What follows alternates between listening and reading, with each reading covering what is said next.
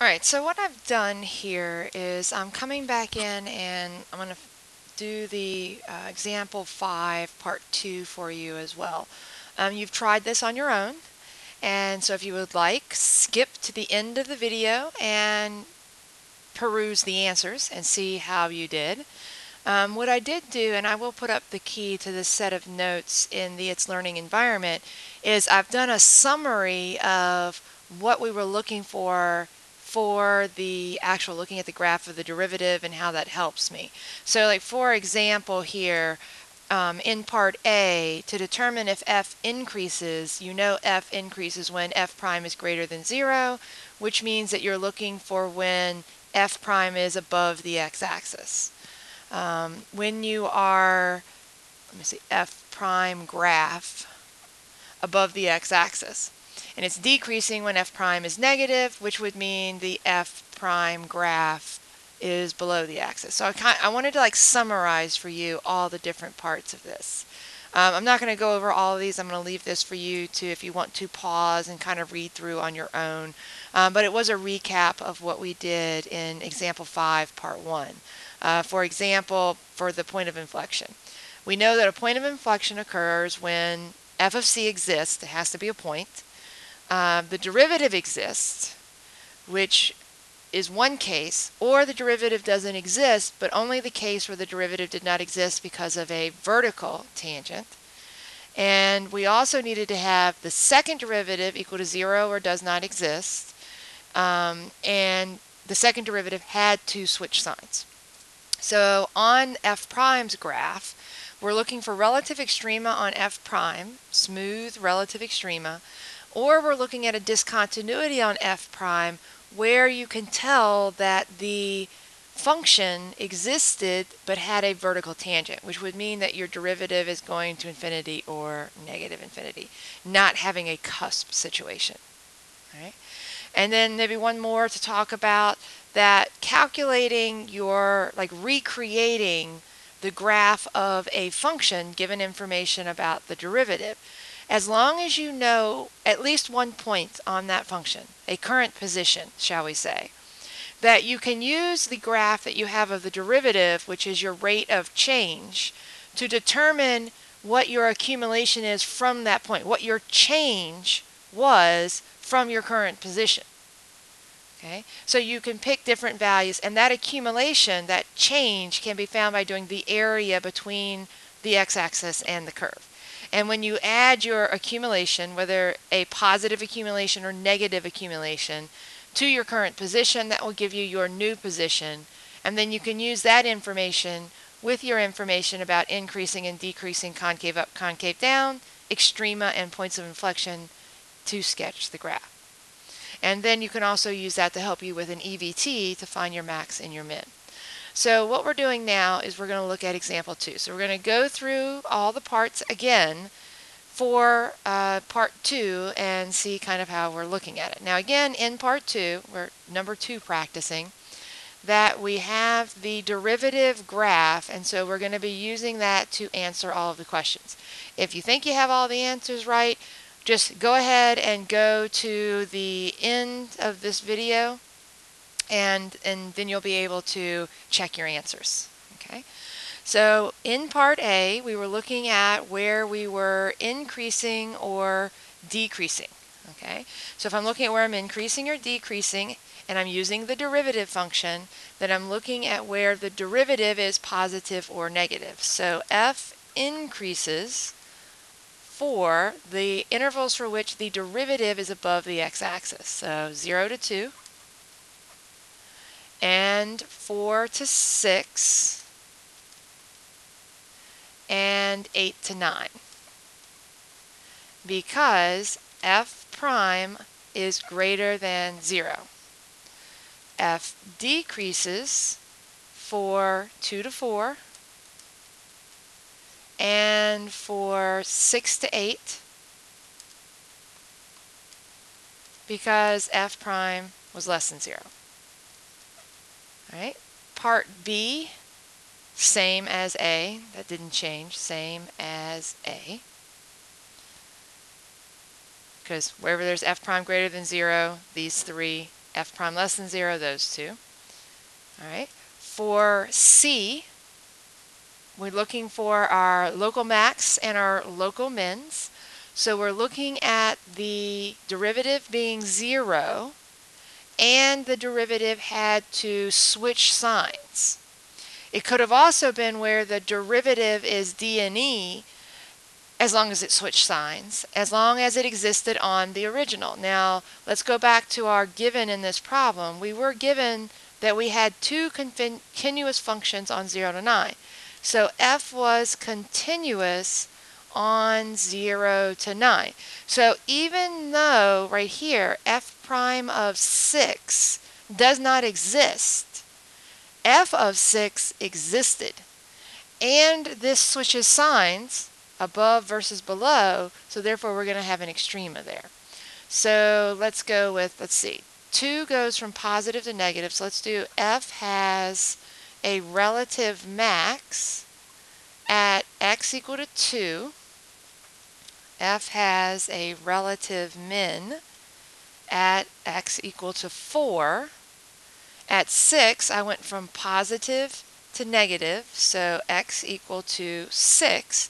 It's a relative max, and if you think about what's going on the graph, because these are going to different values, the limit on the derivative goes to different values, that's a cusp that is going to be a relative extrema.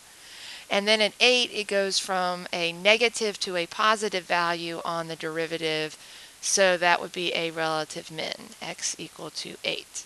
So our reasoning, because f prime equals 0 or d and e, and switched from positive to negative, and this would be because f prime was equal to 0, because it wasn't the discontinuity in that case, and switched negative to positive. Okay. Part D. On what intervals is it concave up or concave down? So we're looking for places where the second derivative is positive and negative, which would mean we're looking at places where the derivative is increasing or decreasing. So f is concave up wherever the f prime is increasing. So f prime is increasing from 3 to 6 and from excuse me, 6 to 9. And our reasoning, because f prime is increasing, which means the second derivative is positive. F is concave down whenever f prime is decreasing. So 0 to 3, because f prime is decreasing, which means the second derivative is negative. So there's our answer to D. All right, E, we are doing our x coordinates of the points of inflection. Now remember, with our points of inflection, we need to have the function had to exist, which it does everywhere. Our derivative had to exist, or it had to be a vertical tangent, so we're going to throw 6 out because that's not going to work. Our second derivative had to equal 0, which is a relative extrema on f prime, and it had to switch signs, so it had to switch direction on f prime. So I'm looking for relative extrema on f prime. Can't be endpoints. So relative extrema on f prime for which you switch direction. So the only extrema that we would have relative extrema is there would be a point of inflection. F has a point of inflection at x equal to 3, because f prime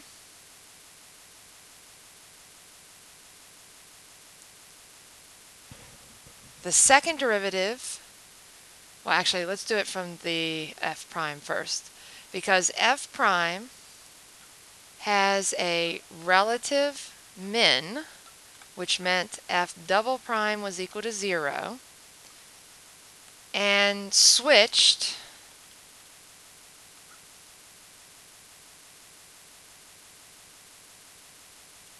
increasing and decreasing, which means that f double prime switched signs.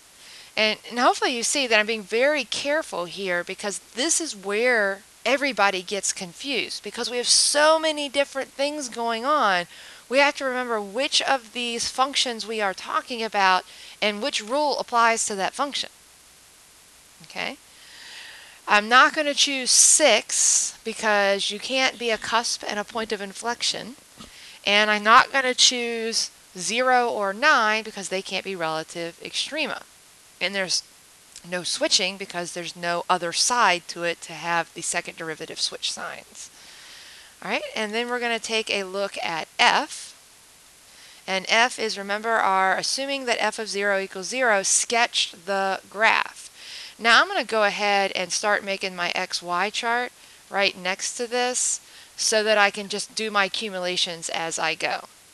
So I'm going to basically look at the graph, and I'm going to look at this section, and I'm just going to make it, because we're estimating, triangular, because I just need the area in order to figure out how much has accumulated, so that by the time I get to x equal to 2, I know how much I've accumulated. This has a width of 2 and a height of 3, which would be half of 6 or 3. So I went 0 plus 3 to get to 3. All right? And while I'm here, let's go ahead and we can start sketching in our function, and then we'll worry about concavity. I'm just going to do the points first. I'll do this one in orange. All right, so we start at 0, 0. It's a positive rate, so I'm accumulating, and I'm adding 3. So I've made it up to 3 here by the time I get to 2. We'll put the curvature and all that stuff in a second. All right, then we're going to say the next point that might be interesting is to go to 4. Actually, I might go to 5. Or actually, sorry, 3, and then we'll go to 4. So on 3, I'm looking at this triangle, which is a 1 by 1 triangle, and so the area would be a half. So I'm going to take where I was, 3, and add a half to that. So that would get me at 3.5. Except really, should I be adding? No, because this is below the axis. I'm not accumulating, I'm taking away. It's a negative rate. So 2.5. Let's make sure we get that right. And then I'm still negative rate, so I'm still taking away another half. So that would get me down to 2. All right, so we can add those points in. Let me erase this so it doesn't confuse me. So we have our 3, 2.5, 2.5. We have 4, 2, 4, 2, still coming down. All right, now the next thing that we'll do is, let's go all the way to 6. All right. 6, again, we have a triangle. Oh, it's symmetric to what we had over there, so it must have an area of 3. So I accumulate 3 more than where I was previously. So 2 plus 3 is going to give me 5. So let's put that point on. So 6, 5, 1, 2, 3, 4, 5. So now we're up there. And then we have jump down on the bottom. So obviously, and it's now the rate is negative. And I'm going to be decreasing from that point. So we'll figure out our area. Let's go all the way to 8. Okay. And so 8, how much am I taking away? This is a 2 by 2 rectangle. So half of 4, 2. So I take away 2 from 5. That's going to put me at 3. So now I'm there. Put myself in the right color. To here. Remember, we have a cusp up here. And then from 8, we're going to go back up because now I'm accumulating again. And so this area, to get myself to 9, so 1 by 1.8, so about 1.4 added in. So an area, we accumulate 1.4, puts me at 4.4. So we do our 4.4, 1, 2, 3, 4.4, so that's about there. Now I'm going to use the information about concavity to help myself sketch this in. We know that we were increasing for 0 to 2, decreasing 2 to 4, so we have that. We have our increasing 4 to 6, decreasing 6 to 8, and increasing 8 to 9, so we have that all in there. We want to be concave up. Let's do concave down first. 0 to 3 is concave down. So this section of the graph, I'm going to make concave down. Then from 3 to 6, we're concave up. So I'm going to make that section concave up. From 6 to 8, I did 6 to 9 here. I probably, and this might be a gray area, we might want to come back here because, oh wait a minute, I had 6 to 9 there. Let me see, what was I? Let me read my solutions down here.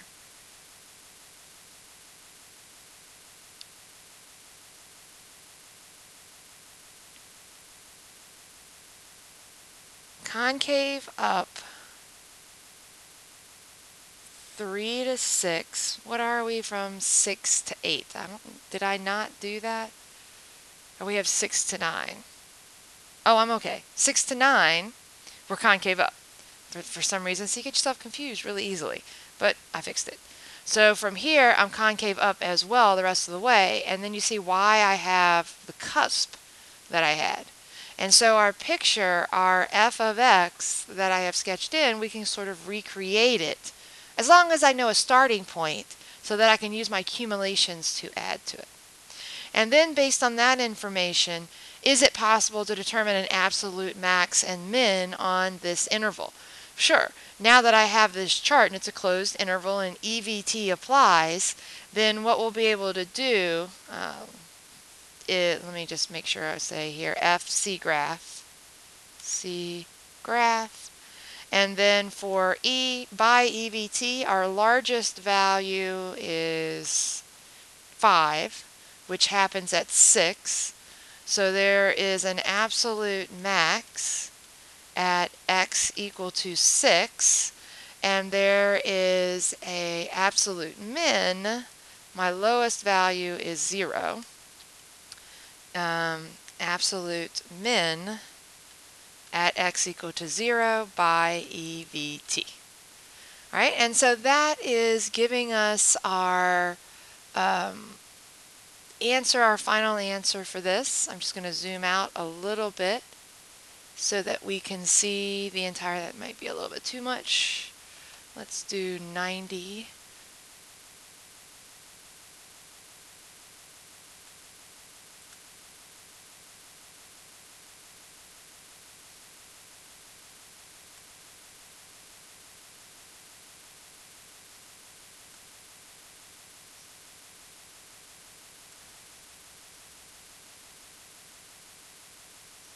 All right, so there you can see all of the answers for our part 2, and you can check that. So if you've moved to the end of the video, here you have all of your final answers and you can review.